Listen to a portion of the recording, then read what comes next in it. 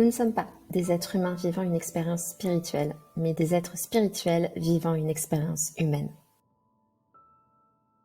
Et salut YouTube, bienvenue dans cette nouvelle météo où je te décrypte les énergies de la prochaine nouvelle lune et ainsi te permettre d'en tirer parti pour tous tes projets plutôt que de les subir. Mais d'abord, c'est quoi une nouvelle lune ? Une nouvelle lune est une conjonction Soleil-Lune. En l'occurrence, celle-ci aura lieu dans le signe de la Vierge vendredi 15 septembre 2023 à 3h40 heure de Paris. La dernière lunaison nous invitait à se choisir soi, à faire les choses pour soi et avec fun. S'aimer soi avant de chercher à plaire à l'autre. La nouvelle lune démarre une lunaison. C'est un nouveau cycle, une nouvelle proposition qui nous est faite pour évoluer. Le soleil est entré en Vierge le 23 août et il restera jusqu'au 23 septembre. Te choisir, c'est faire un choix et accepter de fermer une porte. Cela peut être paralysant de bien des manières, mais tu ne dois pas tomber dans la stagnation. La lune représente notre besoin émotionnel. On est toujours plus exigeant envers soi qu'envers les autres, mais en cette période de transition, tu es invité à faire preuve de tolérance et de patience envers toi-même, le temps de traverser ce changement. Tiens-toi par la main pour avancer. Ne te laisse pas stagner.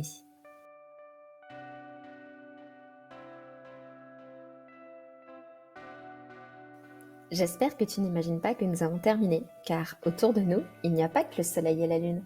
Mercure est à nouveau en marche directe en Vierge aux côtés de cette nouvelle lune. Notre tête est pleinement disponible pour résoudre les problèmes et avancer avec pragmatisme. Mais attention à ne pas s'enfermer dans le mental. Pour cela, tu peux compter sur Vénus qui a elle aussi repris sa marche directe en Lion et qui t'aide à vivre dans la joie en mettant sur un piédestal ce qui est vraiment important pour toi. Depuis le 27 août, Mars est en balance pour nous aider à régler le conflit entre le je et le nous. Lorsque tu vis une période de grand bouleversement, c'est ok d'être égoïste. Cela ne t'empêche pas d'être disponible et diplomate avec l'autre, tout est une question d'équilibre. En opposition à cette nouvelle lune, on retrouve Neptune qui rétrograde en Poisson depuis le 30 juin, nous poussant à réévaluer nos rêves et nos aspirations. Puis à nous demander si nous vivions notre vie idéale, alors quels seraient nos rêves ?